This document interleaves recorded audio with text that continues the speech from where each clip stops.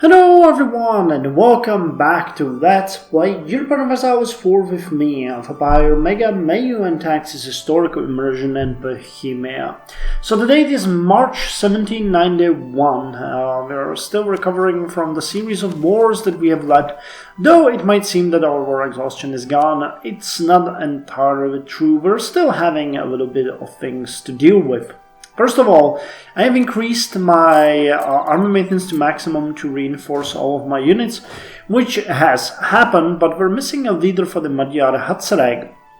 I'm actually gonna give them Władysław II Kinski, who was leading Bosenska Armada, and we are going to recruit a new general for Bosenska Armada, which is going to be Jan Jiří Veliký, who sucks, as you can see. Great. God damn it. And we have too many military leaders. Great. Well, what can you do? We have too many armies too. We can now take the ability. I'm gonna go ahead and I think we're gonna go with Liberty Desire and same continent subjects lowered by... Oh, we already have that. So then Liberty Desire from subjects development lowered. Sure, let's get that. Now my war goals or things that I have in my mind for this and the upcoming episodes in this session is pretty simple. We need to get the provinces that Poland now has, which are the only ones that are out of our empire. There's 4 provinces. Poland owns all of... Wait, 4? Is it them? Where's the empire map mode? It's the estates. Here it is. So 1, 2, 3. There's one more somewhere. Which I just... Wait, here it is. Here it is. Oh, that's the one from Flanders. Okay. I don't think I can demand... Yeah, we would have to attack them, which of course is possible. So we're gonna have to take Antwerp and 4 provinces from Poland. At which point I'm gonna, I guess the last war between Poland and its allies showed that we can't truly trust it. So I'm gonna look into the possibility of taking them down a bit. And by that, I mean forcing them to release some border nations that I could then protect or something like that, you know. We don't have many choices. But they could, for example, give some provinces to Sweden, not Stolp, because that's a part of the empire. But maybe these two, they get permanent course on... Oh, actually, there's a lot of provinces there. God damn it. But if they give them to Sweden, in case of a war breaking between Sweden and... Denmark and Norway, we can then transfer these provinces to Denmark, Norway, so that would be kind of cool. My other war goal, but that one is contingent on seeing how our son will turn out, is to continue suppressing the heresy within the empire. Now, we don't really have that many choices here. There's not that...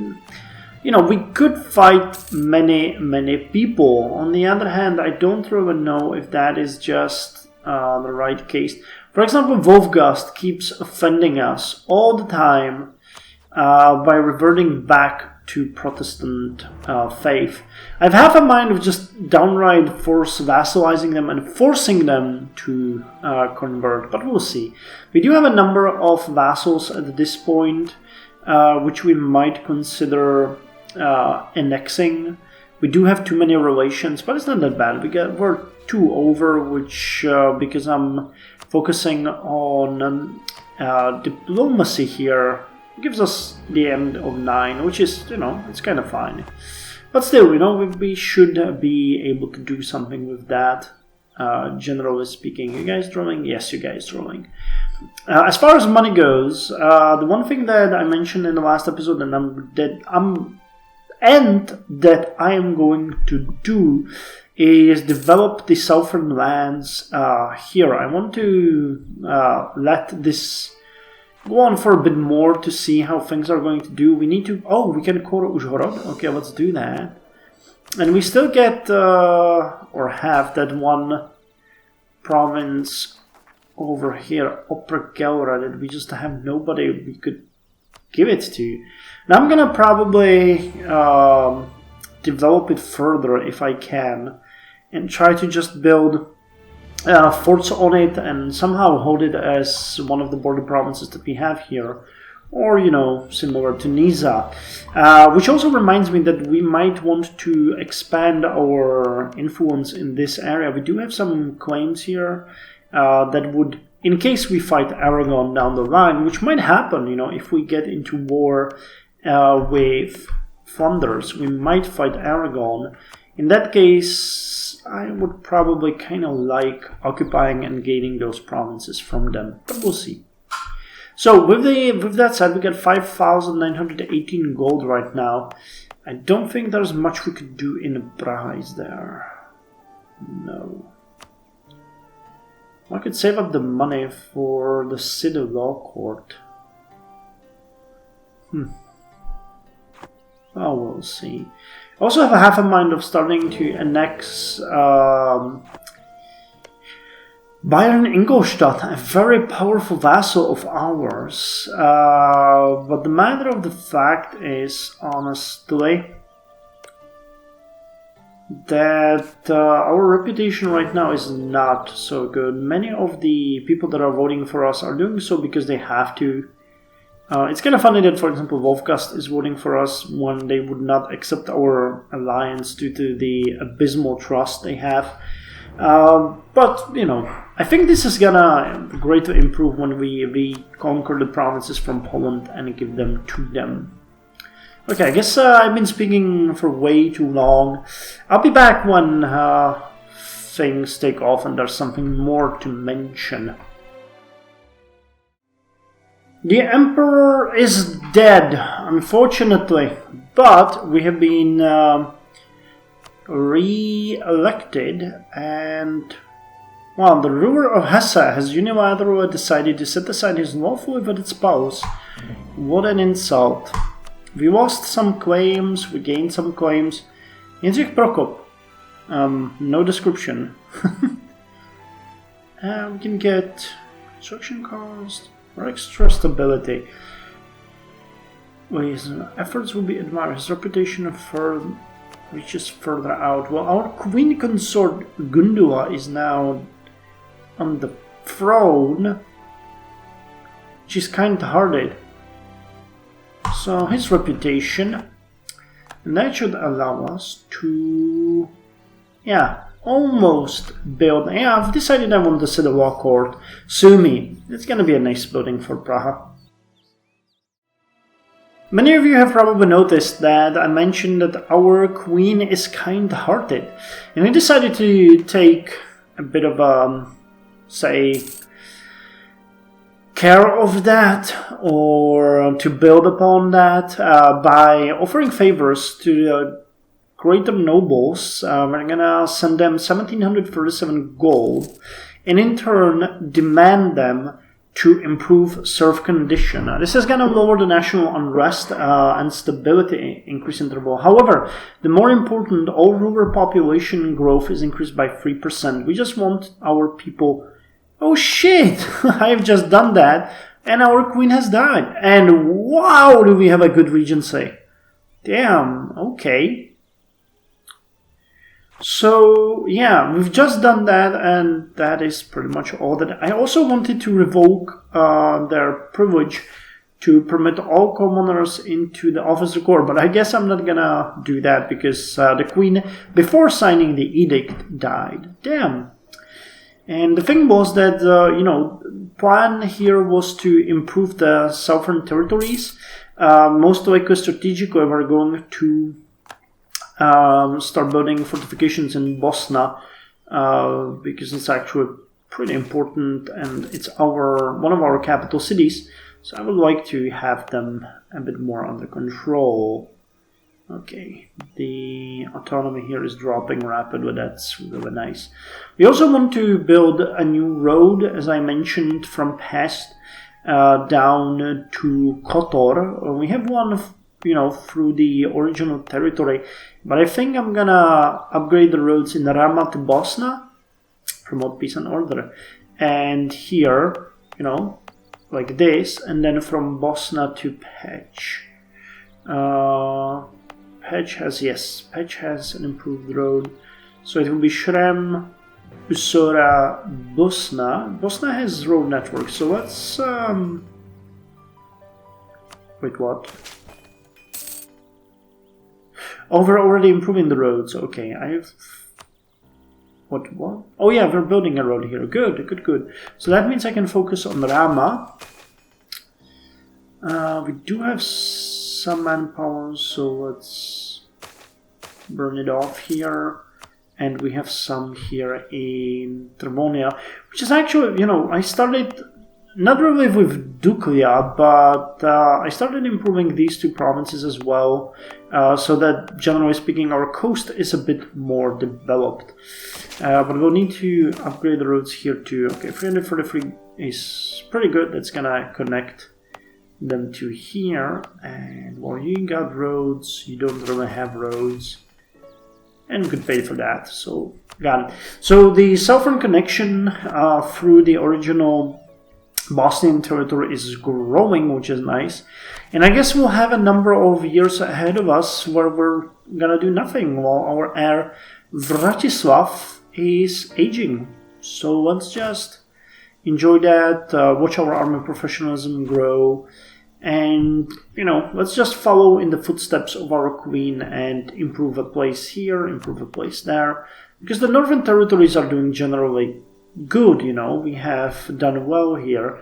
But the southern territories are poor and very rural, so it might be a good idea to just, you know, throw a bit of money at them.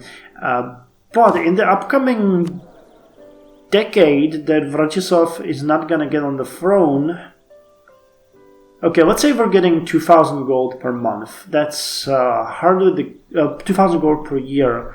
That's hardly the case. We're getting a bit more, about 2,000 gold a decade. That's 20,000 gold. So we need to save at least 15,000 gold for Vratislav to get on the throne. So I'm just gonna keep saving, and when he gets up and ready, he'll be able to decide what he want to do.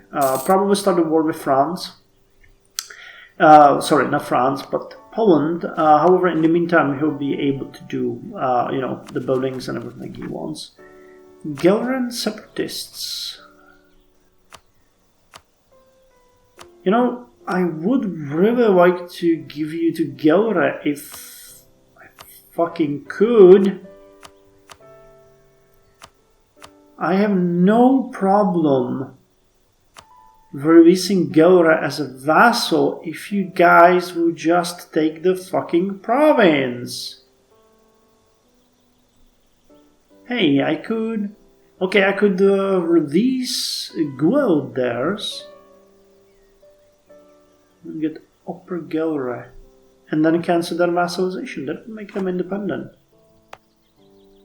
I actually think I'm gonna do that. I don't want the province, and I don't want to deal with the rebels here. So let's... yeah, the Regency would probably do that. So they will receive the... Okay, let's release them. They will be of Reformed faith. Crap.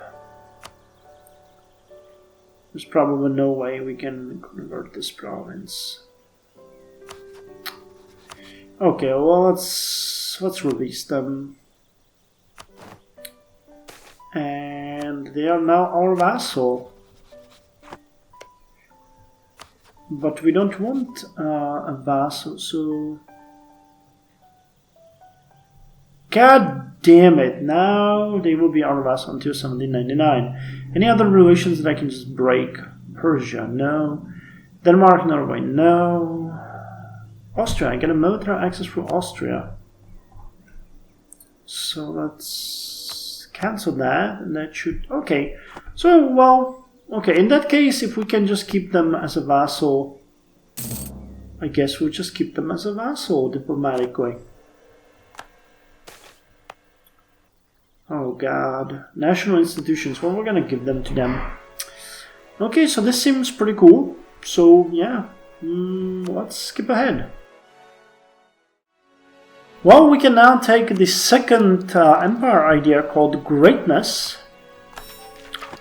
Ours is a great empire, and our right to rule is somewhat more obvious due to that. Euro prestige and Euro legitimacy increased by 0.2, which means that our prestige at 74.97 is actually increasing. That's unbelievable. And legitimacy is also increasing, even though we have a regency. God damn it. We can also take property insurance, but I wanted to point this out. We get a minus 70 from neighborhood bonus. That's just insane. Okay, property insurance. The Great Fire of London bankrupted many merchants who lost everything. It was not long afterwards that the first fire insurance companies were set up, each with their own fire department in order to minimize losses from fires. Soon, the practice spread to include other forms of property insurance. Trade efficiency increased by 2, which is actually really nice. Really nice. 2%. We didn't have that much until now, and another 2 is at level 52. Probably not gonna reach that. And the next empire idea is gonna lower our monthly autonomy by 0.05, which is good. What's the centralization? Oh, the number of states are gonna come in handy too. Anyway, what I wanted to show you is the spread of the two institutions that we don't have, which is meritocracy. As you can see, meritocracy has spread from most of Asia, and now it's spreading through Ottoman Empire, and that means we are most likely going to get it first, which would be kind of cool. The second one, enlightenment, is already all along our border, but not spreading to us, which sucks. What can I tell you? But what can you do? I don't think I can trade in Aegis. Yeah, I don't think it's actually working out. They're trading to Adriatic Sea, but I don't think. Oh, I would be just gaming it for the institution. Anyway, I still hope that we're gonna get it, because the development of our country is fairly good, and yeah, even though we completely sacked Constantinople, wow, they actually rebuilt it. That is really nice for them. We don't really have that much of a difference between us and them, so let's hope that's gonna happen.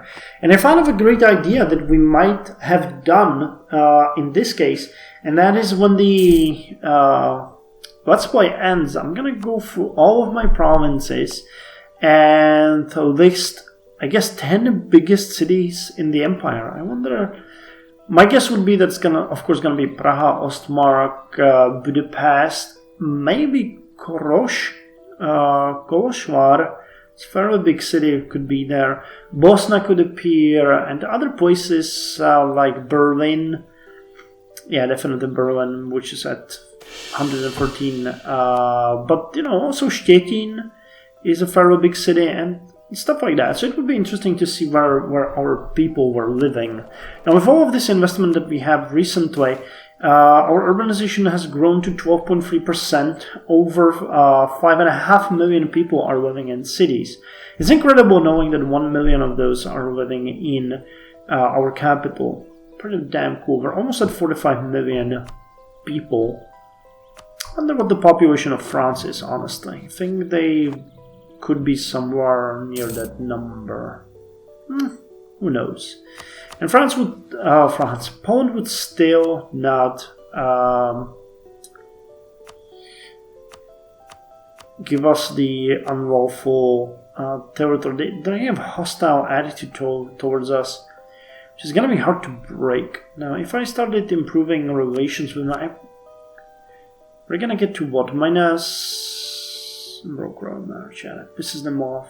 We're gonna get 18, and every year we're getting another 5.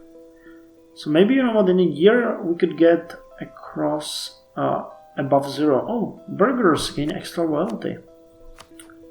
And burghers are very loyal, but Unfortunately, they have absolutely no power in our country, which is kind of funny because they control quite good provinces. Our capital being one of them, Szczecin, Lebus, Mittelmark, Meissen. Oh, Meissen would definitely be in the top 10 cities, maybe even top 5.